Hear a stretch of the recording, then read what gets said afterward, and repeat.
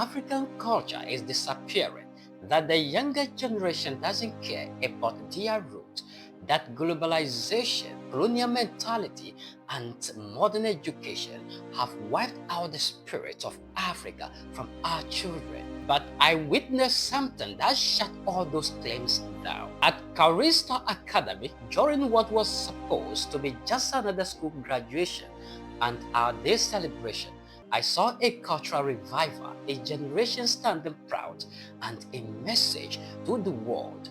Africa's culture is unbreakable. Come with me, let's unpack what I witnessed and want to share with you, because what happened at this event is something every African needs to see. This is First Africa Voice, bold, fearless, African.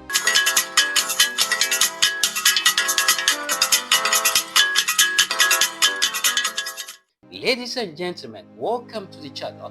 My name is Paul Mensa Makiso Yao Dalibabu, aka Paul Lingua, the Africa orator. Now, let's delve into the story properly and break it down together. Today's story is not about politics, war, or poverty. Today, we celebrate hope in the purest, most beautiful form, through children proudly wearing their African identity. All the way from Dambai, Oti Regional capital in Ghana, West Africa. At the heart of this story is Charis Star Academy, a growing educational institution that didn't just organize a graduation ceremony. They curated an African experience. From the youngest nursery child to the graduating class, every child and parent present witnessed some pupils perform African music, drama, poetry, cultural practices, and dance with no hint of shame.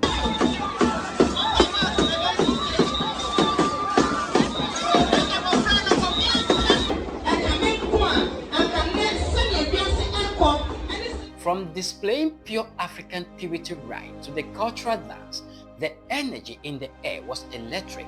I was there and witnessed it. This isn't just a fun show for parents, it was a statement, a bold, unapologetic display that African culture is not dying, it's being reborn right where it matters most, in our schools, in our children, and in their minds. And looking at the excitement on the kids' faces as they sang traditional songs and danced in harmony, it was clear Africa's soul is alive. Why this matters telling, across the continent there is a silent battle happening in our schools between foreign systems and African identity. Some curriculums barely mention African heroes. Many parents prefer Western names, Western fashion, and Western languages. We are fast becoming strangers to our own cultures, but events like this remind us we still have the power to write our own narrative. We don't need to erase ourselves to educate our children.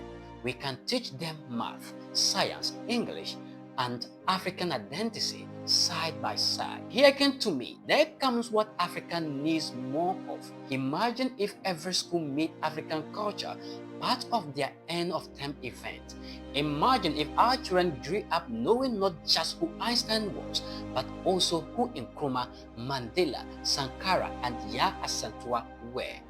That is the future we must fight for. And Charis Star Academy is showing us that it is possible. To everyone who says African culture is fading away, come to Charis Star Academy and see the truth for yourself. Because when children dance to the beat of their ancestors, when parents cheer for their children in African ways, and when schools teach more than just the colonial curriculum, then we know that Africa still lives and Africa still rises. This is First Africa Voice, where Africa speaks first and speaks loud. If this story moved you, like, share, subscribe to First African Voice, and turn on the notification bell, where African culture is not just remembered, it is celebrated. Should more schools in Africa promote culture like this?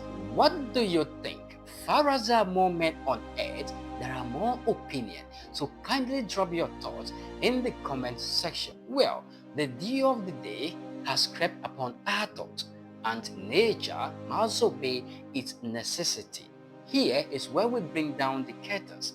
Until we meet again, my name is Paul Mensa Makiso Dalibabu, aka Paul Lingua, aka the Africa Orator.